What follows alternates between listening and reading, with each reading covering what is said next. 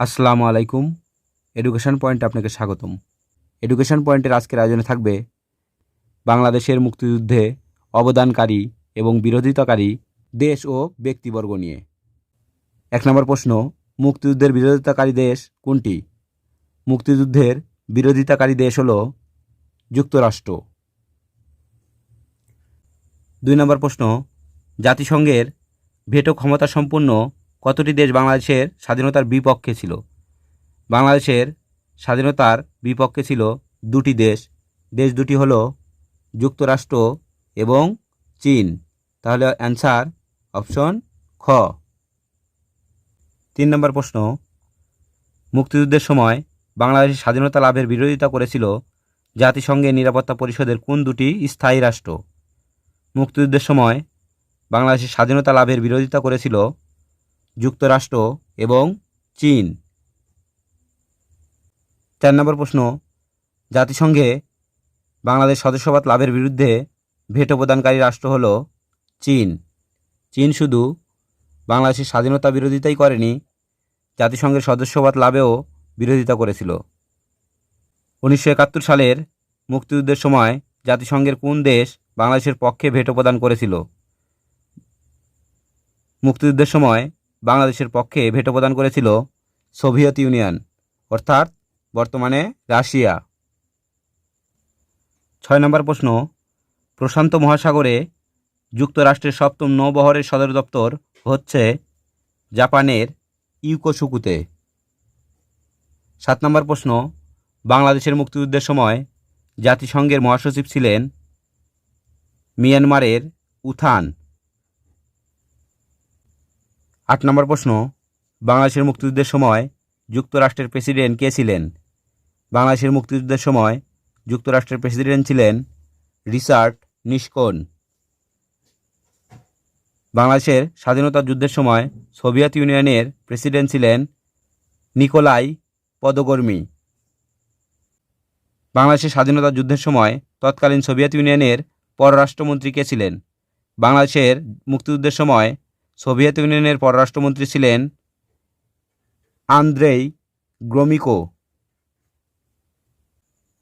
বাংলাদেশের মুক্তিযুদ্ধের সময় ভারতের প্রধানমন্ত্রী কে ছিলেন? বাংলাদেশের মুক্তিযুদ্ধের সময় ভারতের প্রধানমন্ত্রী ছিলেন ইন্দিরা গান্ধী। আমাদের স্বাধীনতা যুদ্ধের সময়ে জাতিসংঘে নিযুক্ত ভারতের স্থায়ী প্রতিনিধি কে ছিলেন? আমাদের মুক্তিযুদ্ধের সময় ভারতের স্থায়ী প্রতিনিধি ছিলেন সমর সেন। ১৯৭১ সালে পশ্চিমবঙ্গের মুখ্যমন্ত্রী হিসাবে আমাদের স্বাধীনতা সংগ্রামে সাহায্য করেছিলেন অজয় মুখোপাধ্যায়। বাংলাদেশের মুক্তিযুদ্ধে অবদানের জন্য বীর প্রতীক খেতাবপ্রাপ্ত একমাত্র বিদেশি নাগরিক হলেন ডব্লিউ.এস. ওয়ান্ডারল্যান্ড। তিনি ছিলেন অস্ট্রেলিয়ার নাগরিক। বাংলাদেশের মুক্তিযুদ্ধে অবদানের জন্য বীর প্রতীক খেতাবপ্রাপ্ত ডব্লিউ.এস. ওয়ান্ডারল্যান্ড কোন দেশে জন্মগ্রহণ করেছিলেন? বাংলাদেশের মুক্তিযুদ্ধে অবদানের জন্য বীর প্রতীক খেতাবপ্রাপ্ত ডব্লিউ.এস. ওয়ান্ডারল্যান্ড তিনি ছিলেন অস্ট্রেলিয়ার নাগরিক, কিন্তু তিনি জন্মগ্রহণ করেছিলেন হল্যান্ডে। বাংলাদেশের মুক্তিযুদ্ধে বীর প্রতীক খেতাব লাভকারী একমাত্র বিদেশির নাগরিকতা কী ছিল? ডব্লিউ.এস. ওয়ান্ডারল্যান্ড এর নাগরিকতা ছিল, তিনি ছিলেন ডাচ। বাংলাদেশের স্বাধীনতা যুদ্ধে বীরত্বের জন্য বীর প্রতীক খেতাবপ্রাপ্ত একমাত্র বিদেশি নাগরিক কোন দেশের? তিনি ছিলেন অস্ট্রেলিয়ার নাগরিক। বাংলাদেশের মুক্তিযুদ্ধে নিহত ফাদার ম্যারিও ভেরেঞ্জি তিনি ছিলেন ইতালির নাগরিক। ১৯ নম্বর প্রশ্ন, ফ্রেন্ডস অব বাংলাদেশ পুরস্কার কাকে দেওয়া হয়েছিল? ফ্রেন্ডস অব বাংলাদেশ পুরস্কারটি দেওয়া হয়েছিল ফ্রান্সিস জুলিয়াসকে। September on Jessore road is written by Allen Ginsberg. September on Jessore road কবিতাটি লিখেছিলেন Allen Ginsberg. The rape of Bangladesh is written by Anthony Mascarenhas. Answer ঘ দি রেপ অফ বাংলাদেশ লিখেছেন Anthony Mascarenhas. The cruel birth of Bangladesh গ্রন্থের লেখক কে? The cruel birth of Bangladesh গ্রন্থটি লিখেছেন আর্চার কে ব্লাট। Answer গ। 1971 সালে মুক্তিযুদ্ধের সময় বিশ্বের কাছে বাংলাদেশকে তুলে ধরেন জর্জ হ্যারিসন, সাইমন ডিংস, পণ্ডিত রবিশঙ্কর, উপরের সবাই। বাংলাদেশের স্বাধীনতা যুদ্ধের পক্ষে সঙ্গীত পরিবেশনের মাধ্যমে কোন প্রাচ্য শিল্পী বিশেষ ভূমিকা রেখেছিলেন? বাংলাদেশের স্বাধীনতা যুদ্ধের পক্ষে সঙ্গীত পরিবেশনের মাধ্যমে জর্জ হ্যারিসন বিশেষ ভূমিকা রেখেছিলেন। মহান মুক্তিযুদ্ধকালীন কনসার্ট ফর বাংলাদেশ কোথায় অনুষ্ঠিত হয়েছিল? মহান মুক্তিযুদ্ধকালীন কনসার্ট ফর বাংলাদেশ অনুষ্ঠিত হয়েছিল নিউ ইয়র্কে।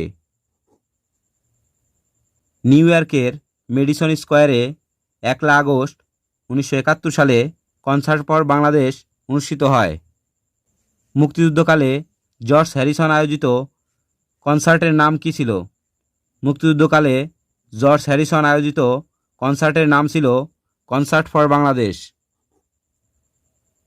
কনসার্ট ফর বাংলাদেশ 1971 এর প্রধান শিল্পী কে ছিলেন? কনসার্ট ফর বাংলাদেশ 1971 এর প্রধান শিল্পী ছিলেন George Harrison. New York Madison Square গার্ডেনের কনসার্টের মাধ্যমে বাংলাদেশের মুক্তিযুদ্ধের জন্য অর্থ সংগ্রহ করেছিলেন George Harrison. Concert for Bangladesh আয়োজনকারী জর্জ হ্যারিসন কোন দেশের নাগরিক ছিলেন? কনসার্ট ফর বাংলাদেশ আয়োজনকারী জর্জ হ্যারিসন ছিলেন যুক্তরাজ্যের নাগরিক। 1971 সালে বাংলাদেশের জন্য কনসার্ট খ্যাত জর্জ হ্যারিসন কোন বাদক দলের সদস্য? তিনি ছিলেন বিটলস বাদক দলের সদস্য।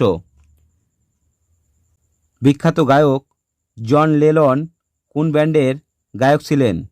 বিখ্যাত গায়ক জন লেনন তিনি ছিলেন বিটলসের গায়ক।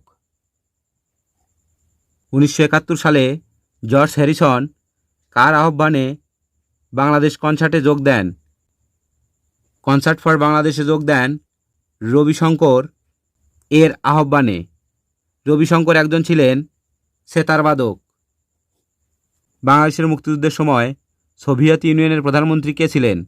বাংলাদেশের মুক্তিযুদ্ধের সময় সোভিয়েত ইউনিয়নের প্রধানমন্ত্রী ছিলেন অ্যালেক্সি কোসিগান।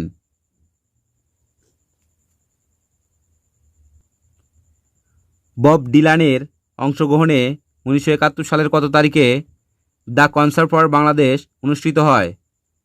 1971 সালে কনসার্ট ফর বাংলাদেশ অনুষ্ঠিত হয় 1 আগস্ট।